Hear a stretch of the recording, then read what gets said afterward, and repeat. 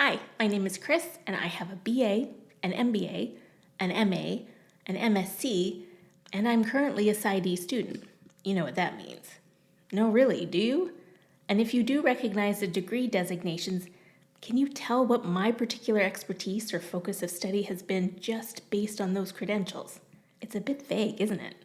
But depending on how much you know about higher education and any frameworks you've developed and used to interpret credentials, and any mental shortcuts you use to make decisions quickly, you've likely already made an automatic judgment about what information you're going to be willing to readily accept given these degree designations. There's a lot more going on in your decision making than you think, and when it comes to health and wellness influencing, credentials are used in a multitude of ways to take advantage of your frameworks and mental shortcuts to get you to take an action the influencer wants you to take, often without your awareness, and even when their credentials accompany disclaimers.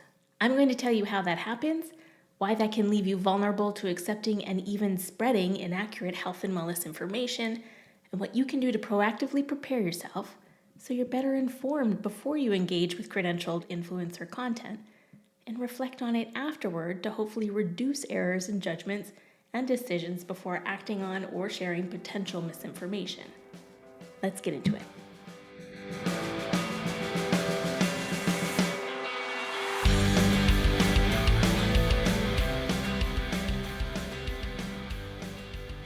Hello and welcome to Intro 101. My name really is Chris, and I'm normally your neuroscience and psychology graduate student assistant.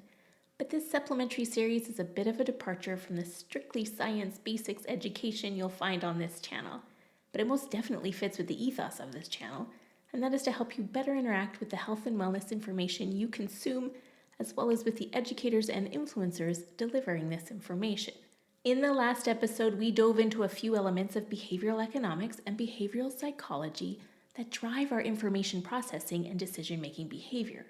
The gist is that from birth, we develop frameworks that we use as mental shortcuts to categorize new information and interpret the world and people in it, and those are called schemas. Culture, family upbringing, socioeconomic status, peers, our environment, and loads of other things contribute to our schema development. There are other mental shortcuts we use, and these help us make decisions and judgments so we can act quickly. Those are heuristics and cognitive biases.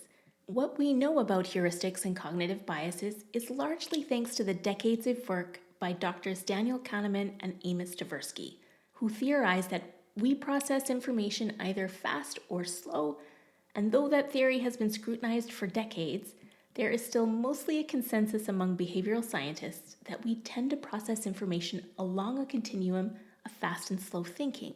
It's termed dual processing system 1 and 2 thinking, and it's a theory that has been fairly well substantiated, though it's not without its glitches or critics.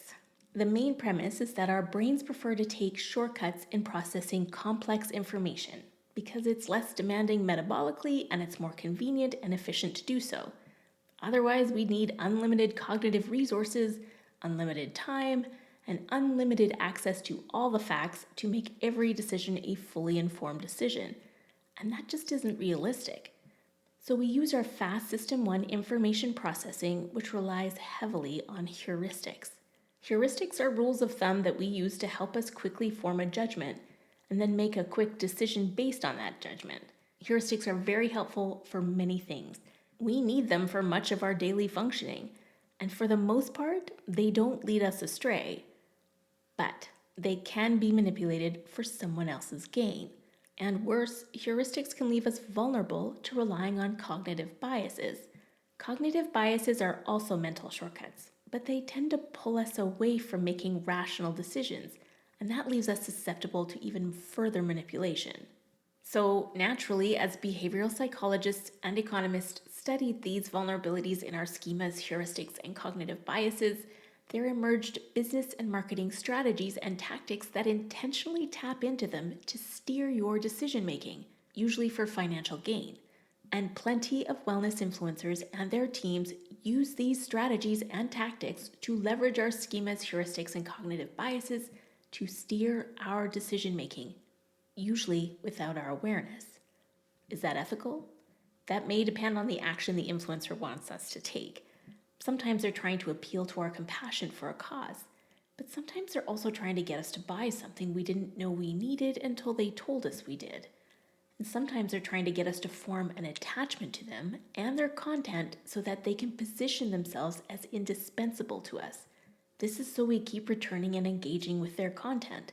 And this can be just as lucrative for them as selling us a physical product, and easier to achieve because it technically doesn't cost us anything up front. At least, that's how they'll sell it to us. But it does cost us. It costs us time and energy processing their information and verifying their claims. It may also cost us in health or food anxieties induced by an endless list of protocols or diet trends sold as optimization. And that could lead to potentially costing us our physical and mental health, because where does optimization end? Spoiler, it doesn't. Or wellness influencers would have nothing left to convince us we need. So I guess I don't think commandeering our mental shortcuts without our awareness is ethical. But I'll leave it to you to decide for yourself if you think it is. I'm just here to explain how your schemas, heuristics, and biases can be manipulated in health and wellness influencer domains so that you can be more aware of when it's happening, and if you like, take a more discerning approach to your wellness education and decision making. For more on schemas, heuristics, and cognitive biases, plus logical fallacies, have a listen to the previous episode where I define and explain these concepts more thoroughly. I'll put a link to that episode in the show notes below. In this episode, we're going to look at the way credentials are used to tap into our schemas, heuristics, and biases to take advantage of shortcuts in our thought processing so that we quickly assume our influencer is an authority or expert in areas of wellness they may not have ever actually studied or practiced enough to qualify them as experts. There could be many reasons for why an influencer would claim authority in areas of wellness well outside their areas of research or practice. This is one of the ways they can appear indispensable to us. If we believe they are an authority on all things health and wellness, we will continually come back to their content and consume it. This is based on a very basic and well understood business model. Create a desirable but consumable product so people have to keep coming back to buy it. Make it moderately but legally addictive, and you have guaranteed repeat customers. Starbucks slays in this model. Endless options of legal addictive stimulants dressed up with appetizing sugar and froth and packaged and delivered in a way that appeals to an experiential aesthetic. Well, many wellness influencers have figured out a way to do the same. Endless interpretations of wellness information that beget protocols and diets and supplements dressed up as optimization and packaged in the veneer of authority, then delivered by aspirational bodies on every platform designed to keep you in cycles of craving and seeking their content. And one of the ways that veneer of authority appeals to your fast System 1 information processing in order to keep you tethered to their content is the way they use their credentials to lock in your automatic trust. Credentials can be everything from university degrees to certifications, even their connections to reputable employers or institutions. Anything that is used to create the belief that the influencer is an authority on whatever information they are dispensing. Credentials are often instantaneously perceived as symbols of expertise. You may be familiar with all kinds of academic and professional credentials that might show up alongside health and wellness influencer names. But I think it's important to distinguish the types of higher-level academic and professional credentials because they tend to have the word doctor in the title, and that means vastly different things depending on the type of doctorate degree and field of study. So let's break down some of these doctorates and what they can mean. We'll start with the MD. An MD stands for Doctor of Medicine. Someone with an MD is a medical doctor or physician who may practice in a hospital, public clinic, or private practice. But in order to practice medicine under any of these circumstances, they must be licensed to practice. And that means they have fulfilled their medical school, academic, and residency requirements, which can take at least 8 years, maybe up to 11, to complete. And then they have to obtain a license to practice medicine from their state or provincial medical board.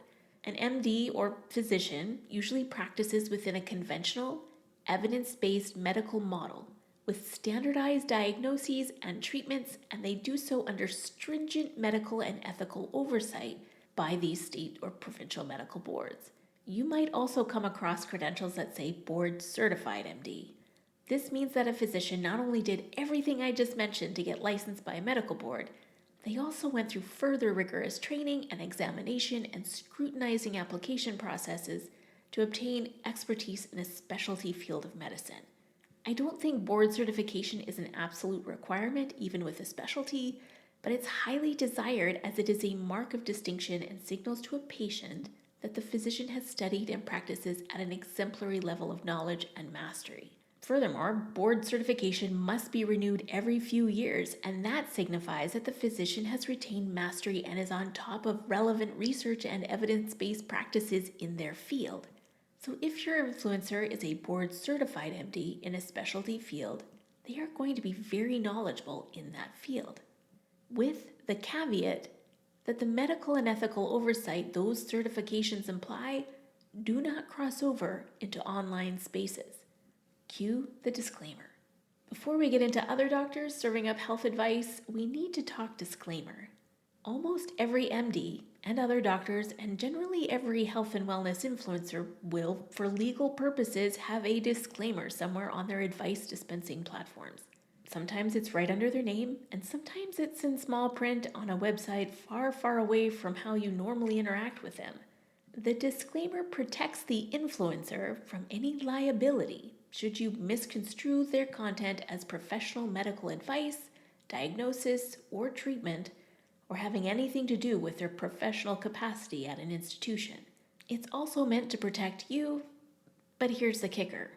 Unless it's the first thing you read or hear before you see or hear their credentials and engage with their health and wellness advice, your fast System 1 thinky processor likely won't give that disclaimer the weight it deserves, meaning you'll likely have already decided to trust and follow the influencer's advice before you even see or hear the disclaimer. I'll get into the heuristic and bias at work in this scenario in a minute, so put a pin in that for now. Let's look at other doctoral credentials. While we're in the realm of medical doctors and physicians, there is another type of medicine and doctors who practice within its scope that is not conventional, is sometimes evidence-based, not always standardized, and has a kind of hodgepodge of regulatory oversight depending on where you live and the kind of practitioner you're dealing with. It's called integrative medicine, or sometimes functional or holistic medicine. A broader term might be alternative medicine. It's hard to know who falls into this category of medical practice unless they specify that they are a functional or integrative medical practitioner, because they can have a conventional MD degree and still choose to practice functional or integrative medicine.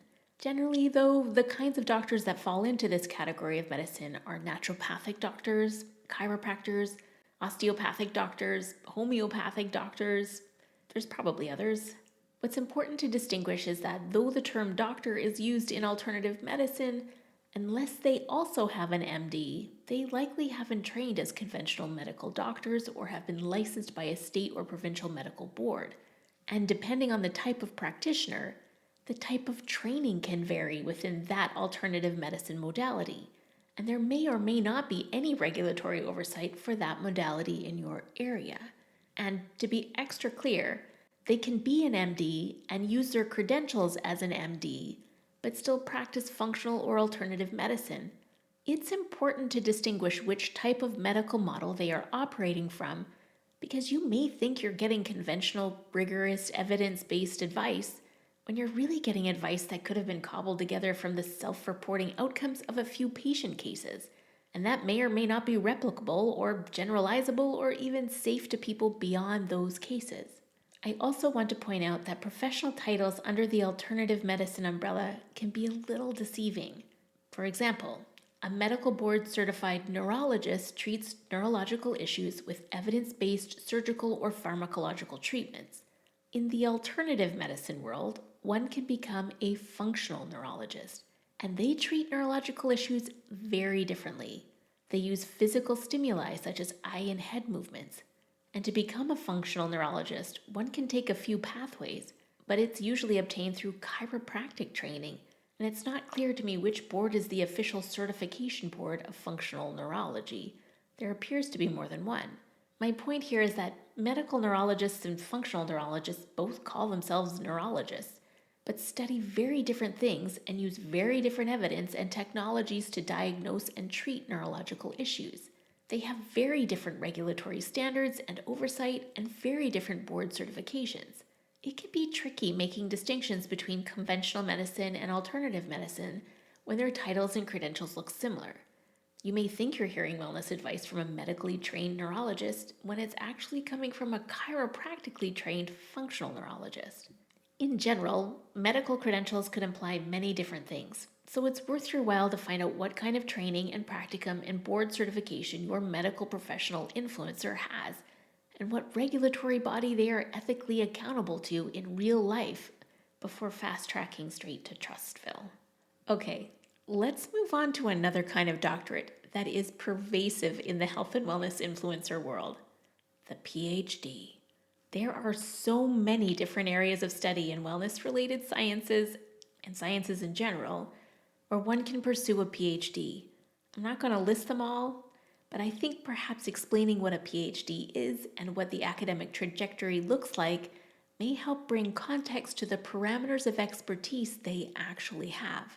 Broadly, a PhD is a finite degree in a specific field of study. Most PhDs in the sciences are intended to lead toward a career in academics, and that can be as a professor or a researcher at the university level, or they could conduct research or consult for corporate or independent labs. But one can also get a clinical PhD, which could lead to a career in both research and clinical practice. For instance, a psychologist can have a clinical PhD, and they may split their time between research and clinical practice. But a PhD in any kind of physiological or pharmacological science is not on par with an MD. A PhD is not a licensed medical doctor/physician and does not practice medicine, nor have they trained to do so, unless they also have an MD.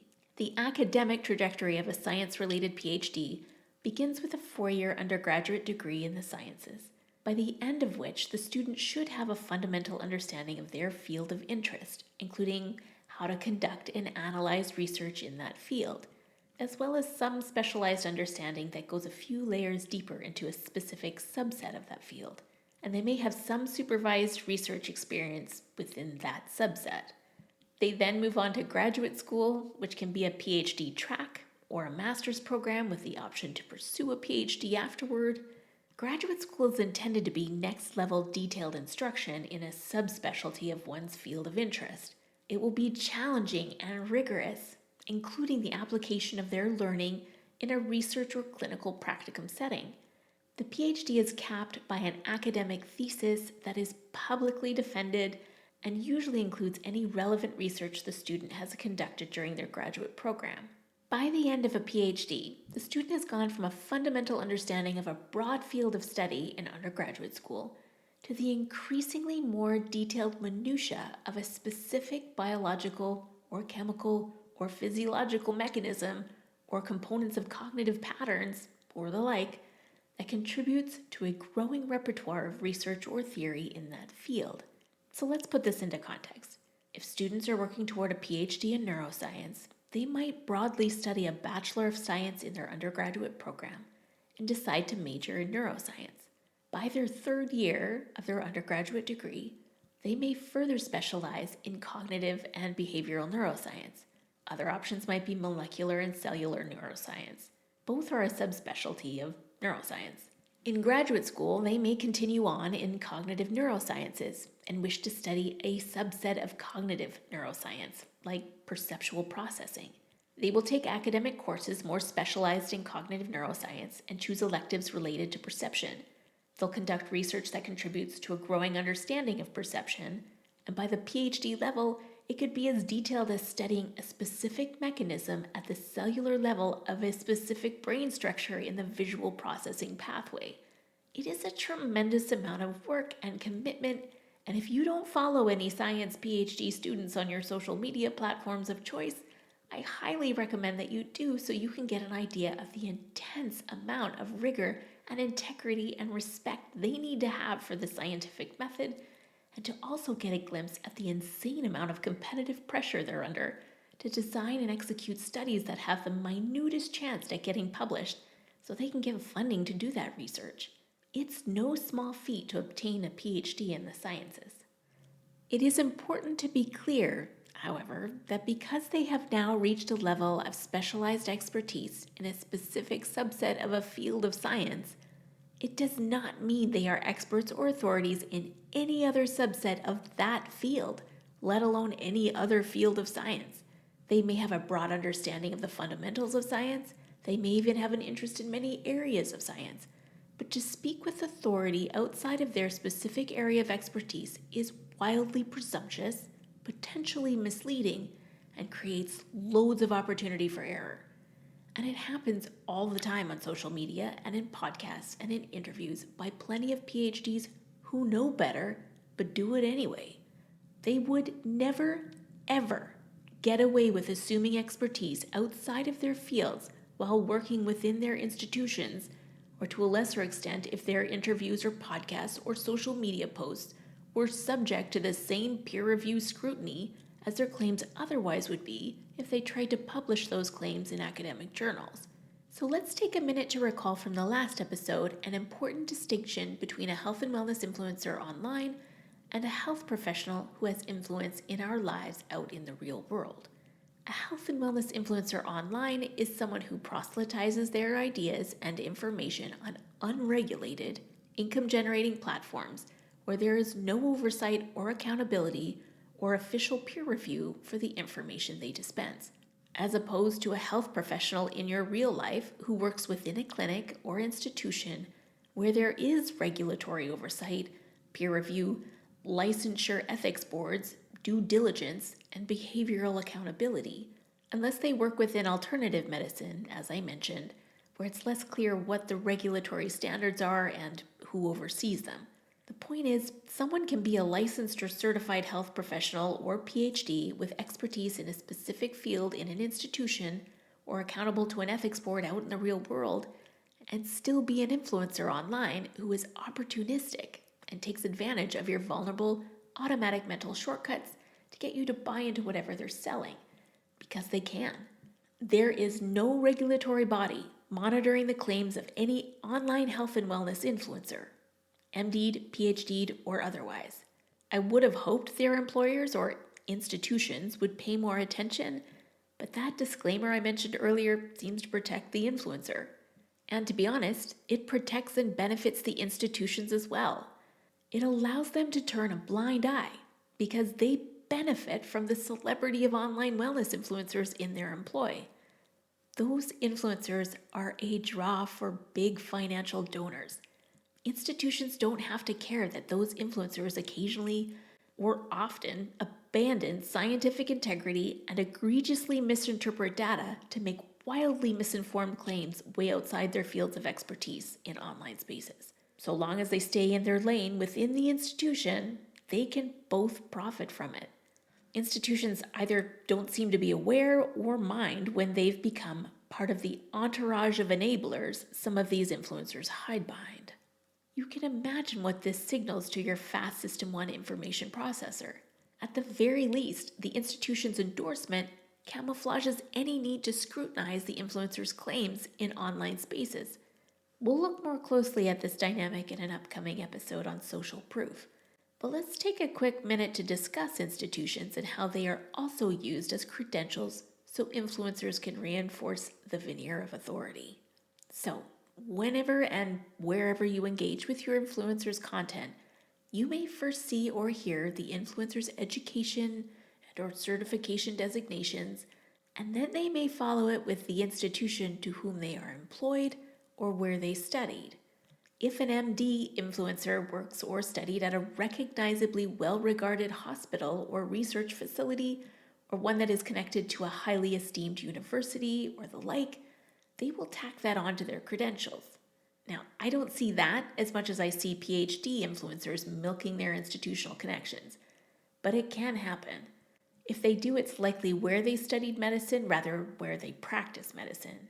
And similarly, when PhDs use this tactic, it's usually to draw a connection to universities you have some preconceived understanding of respectability and perhaps high standards of intellect and academic rigor. Universities like Harvard, Oxford, MIT, Cambridge, Yale, Columbia, NYU, McGill, Stanford, probably others. The problem with this tactic is that those institutional credentials have no jurisdiction or practical use in online spaces. Because unless any of those institutions are auditing the influencer's content for academic, scientific, and medical rigor on a regular basis, those institutional credentials are meaningless, even if they are currently employed by any of those institutions. Unless their employer is forcing them to submit their content to a third-party peer review or auditing the influencer's content themselves, there's no actual connection between the institution and the influencer's online content. The disclaimer even confirms that. The whole point of the disclaimer is to disconnect the influencer's content from their professional lives and their employers. So why bother mentioning them in the first place? Because the use of institutional connections is intended to bypass your methodical, logical, thinky brain, so you will automatically assume that they are applying the same scientific or medical integrity and rigor expected of them by those institutions to the content they're churning out. And there is no guarantee that they are. The only use for institutional credentials in wellness influencing is to add clout to an influencer's brand. So, if your influencer insists on leveraging the reputations of these institutions to elevate their own brand reputation, what you can do, and should do, is demand that they apply the same standard of academic excellence and scientific, medical, and academic rigor to their content. If they work for or have studied at these institutions, then they should know full well how to substantiate their health and wellness claims with studies that both support and attempt to falsify their claims, as would be expected by any of those institutions. Falsifiability is a benchmark of scientific rigor. So let's take a minute to explain what this is, because it will come up again in this mini-series as a way you can safeguard yourself against misinformation. So falsifiability is testing something by both confirming it and attempting to disprove it. It's kind of the way scientific research works. If we want to be accurate about our conclusions, we want to confirm them and then fail to falsify them. In other words, be unable to procure data that would disprove them. When we don't attempt to falsify our conclusions, we leave ourselves vulnerable for confirmation bias to sneak in. Further to this, your MD and PhD health and wellness influencer should also be well versed on all benchmarks of scientific rigor and be able to point them out in the studies they use to substantiate their claims. They should also be transparent when they decide to go off script and interpret the data in a study differently than the authors did and support their alternative conclusions. And maybe, most importantly, they should also be communicating that science is rife with uncertainty. Uncertainty is what drives curiosity and compels scientific research in the first place. Any MD or PhD who speaks with absolute certainty about a protocol or supplement or anything that's never been tested or replicated on human subjects is creating wide margins for error and misinformation. There are no absolutes in wellness science, just averages. We have standards of care based on our current understanding of the rigorous evidence that supports them, but research is always ongoing. Even after a human randomized controlled clinical trial is complete, the protocol or treatment is still monitored and studied for years to see how it interacts with larger populations and how it can be improved or less invasive or more generalizable. Your MD or PhD influencer, with or without fancy institutional credentials, knows this and should be communicating all of this. If they do not, they are just using their fancy credentials to appeal to your fast System 1 thought processing to gain your immediate trust without ever having to actually earn your trust. But I'll say it again because I can't emphasize it enough. Those institutions they work for or study at have no jurisdiction over their online content or behavior. Their content is not under the same scrutiny as it would be by their peers, supervisors, ethics boards, and colleagues, and are not subject to the same academic, scientific, or medical standards of those institutions. And again, that magic disclaimer protects them from being subject to scrutiny by those institutions. And since those institutions also profit from the influencer's celebrity, I can't see that changing anytime soon. So let's get back to this disclaimer, and I'll do my best to explain how it protects the influencer, but doesn't necessarily protect us. Not in the way it's assumed it does by those who insist it's enough to cue us to be more vigilant to the information we are consuming. Unfortunately, as I said earlier, unless it's the first bit of information we see before anything else about the influencer, we won't give it the same weight of importance as their credentials. And that's because the sequence by which we are exposed to information matters to our fast System 1 thinking processes. It's a bias called the irrational primacy effect. The irrational primacy effect is when we process information and make decisions and judgments based on the sequence by which it is presented. The initial bit of information is given more weight or importance, and the latter information is processed with less weight, even if the latter information is more important. So, if the disclaimer isn't the first thing we see in the sequence of credentialed information, it is less likely we will consider its importance. If it's presented after we have already processed the influencer's credentials, experience, profession, even their appearance, use of language, and tone of voice, we will have likely already made a judgment as to whether we will trust them. A slow thinking System 2 response would be more rational and weigh each piece of information equally, but that's a lot of cognitive effort. So our availability heuristic and our confirmation bias, with the help of our irrational primacy bias, have likely already decided to trust this influencer by the time a disclaimer appears. We'll get deeper into the heuristics and biases involved specifically with credentials and authority in a minute. But since the order of information is important to reducing error in fast judgments, if you do not see or hear a disclaimer as the first bit of information when you are about to engage in any health and wellness content, go ahead and create one and read it out loud before you log into your social media feeds or listen to a podcast or listen or watch any online health and wellness information. Here's an example. Nothing I'm about to see or hear has been fact-checked or audited for accuracy or scientific rigor by this influencer's peers or employer or any regulatory board. Proceed with caution. Validate any claim or advice before acting on it. You can use your agency and take control of the sequence of information you're being fed. This is one way you can anchor your awareness before the deluge of pervasive marketing tactics tries to hijack your fast System 1 information processing system.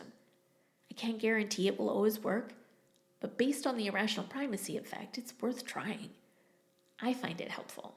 So let's take a closer look at other heuristics and biases that are activated by credentials. I mentioned the availability heuristic, which, if you remember from the previous episode, that's making a decision or judgment based on how quickly and easily you can recall contextual information related to the judgment you're about to make. The context available to you regarding credentials is going to be limited to your experience or what you've been taught about those credentials. In simple terms, when you see the word doctor or MD or PhD, you may automatically draw the conclusion that this person is an authority on health and wellness for obvious reasons. And outside of online spaces, that could very well be your experience. It could even be your experience in some online spaces. So your fast System 1 information processor may assume every MD, PhD, or someone who calls themselves a doctor is going to be equally knowledgeable, trustworthy, and reliable. This availability heuristic leaves us vulnerable to cognitive biases, one of which is the authority bias. The veneer of authority is often enough to turn off our brains and blindly follow influencer advice, even if the advice is short on substance. There is evidence that shows people will grossly underestimate how influenced they are by the appearance of authority. Look up the Milgram study. It's a good example of how quickly and automatically people will assume that perceived authority should be trusted and blindly followed, even against their better judgment. Dr. Robert Cialdini, in his book Influence, says that perceived authority works forcefully on us without our awareness. There are a few things that generate perceived authority, and that leads to this automatic trust. What makes an influencer appear to be an authority on a subject in health and wellness is partly due to symbols that send out cues we perceive as authority. Our fast-thinking System 1 information process loves symbols. Symbols are a fast track to making judgments before considering all of the data. And in the wellness influencing world, credentials are one such symbol. As soon as we see or hear the word doctor or MD or PhD, our minds will draw on our availability heuristic and authority bias to immediately assume expertise and trustworthiness. Why would we go through the mental effort to question their credentials when the majority of our real-world experience confirms that those symbols equate to trustworthy, reliable knowledge? Now, accepting the advice of experts and authority figures in real life usually has genuinely useful and beneficial advantages.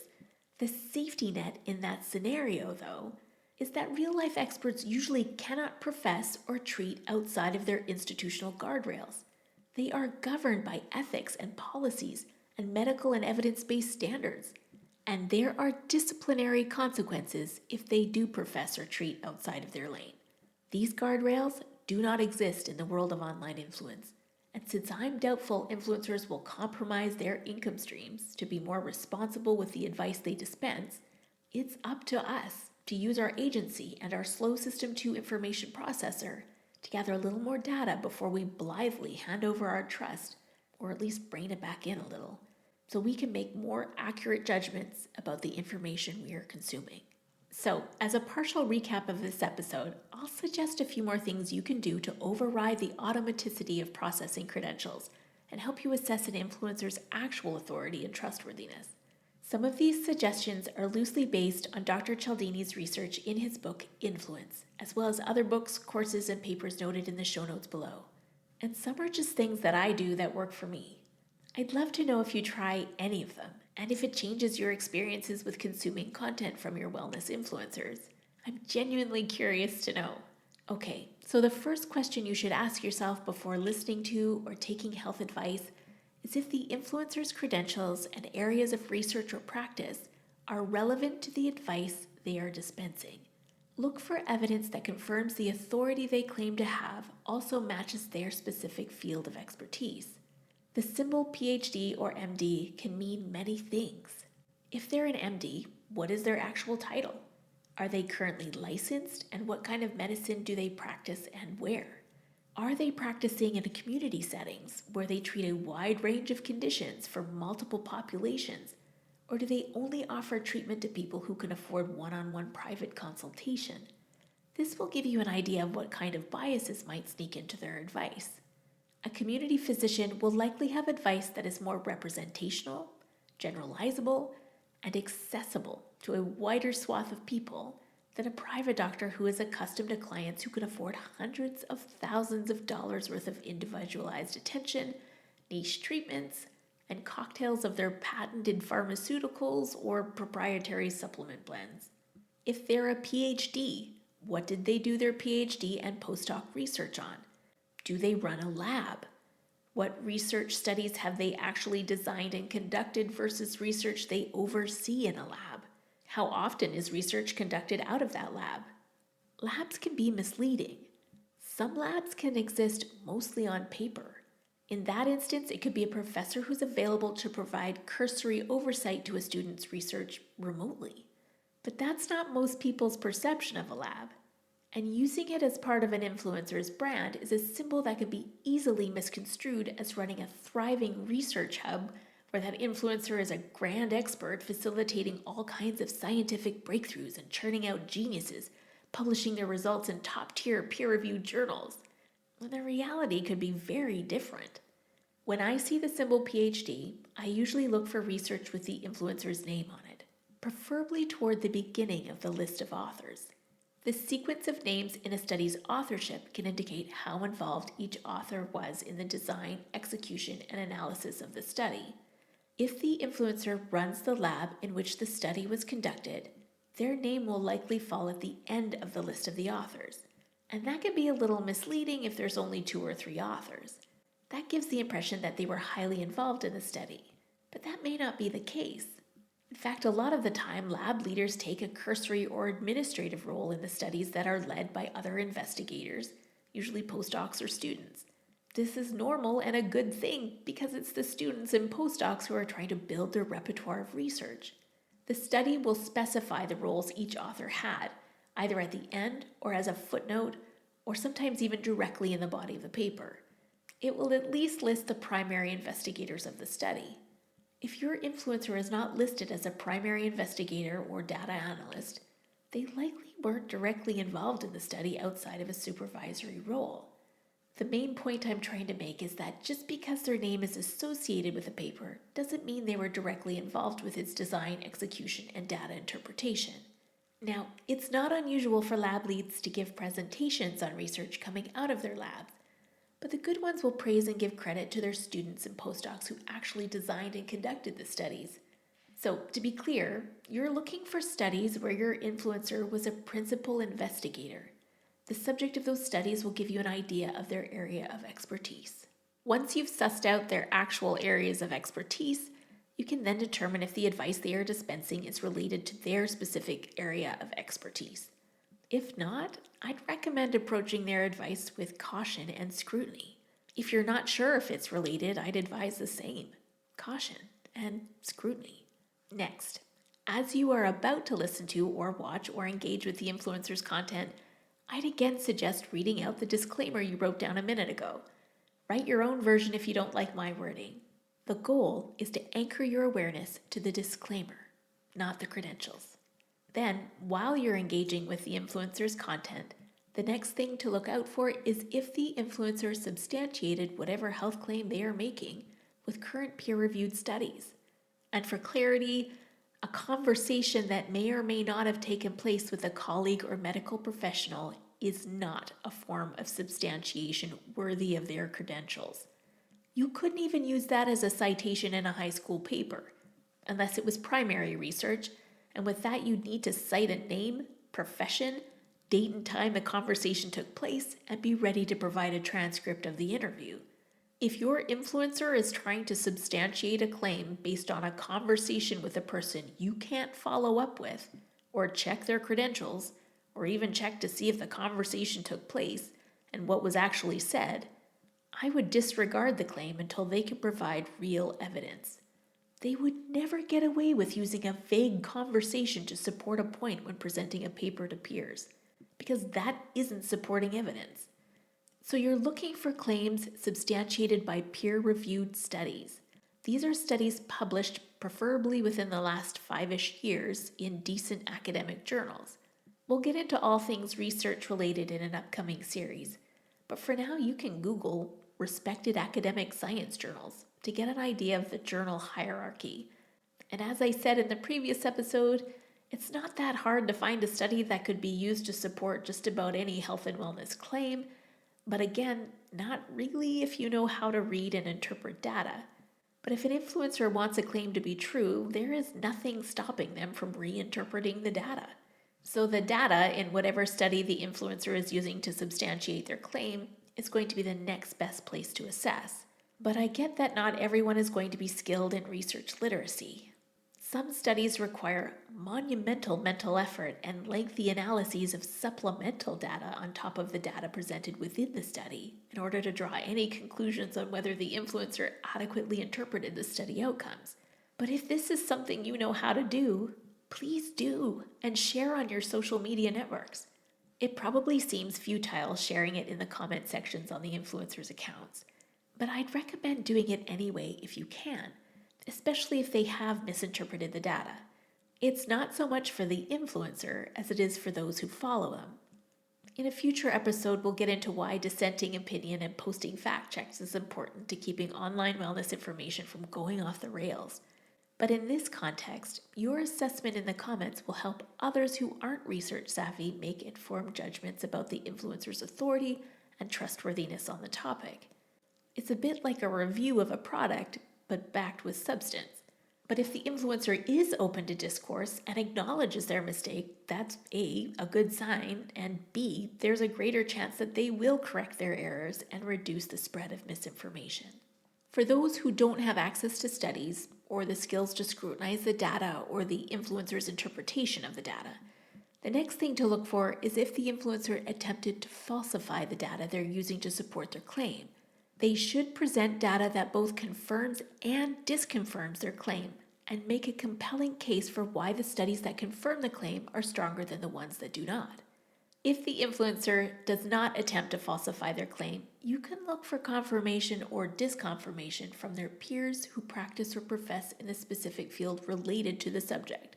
Perhaps not those who regularly appear in that influencer's orbit as guests or social media chums. Those folks aren't likely going to hold that influencer accountable, as that would be a conflict of interest to them. In the upcoming episode on social proof, we'll take a closer look at why influencers keep appearing on each other's podcasts and channels and love bomb each other's social media accounts. Sometimes it's just for free exposure to large followings so they can attract some new followers. And sometimes it's for the purpose of enabling each other so they don't have to have difficult conversations with peers who call them out on poorly substantiated claims and misinterpretation of studies. There are accounts out there that devote a large portion of their content to tackling misinformation. Check to see if your influencer is repeatedly called out by them. That's really good intel. Write down any concerns you come across. And importantly, stop yourself from dismissing those concerns. That can be uncomfortable. That's your person schema trying to protect itself. But take a deep breath and tell yourself you may need to shift your person schema to accommodate this new information. Now, your influencer may provide a feedback mechanism for their peers or others to contact them regarding data misinterpretation or to provide a more thorough analysis of the studies used to substantiate their claims, or even counter or refute their claims. And that's great. That's pretty close to what peer review can look like in online spaces.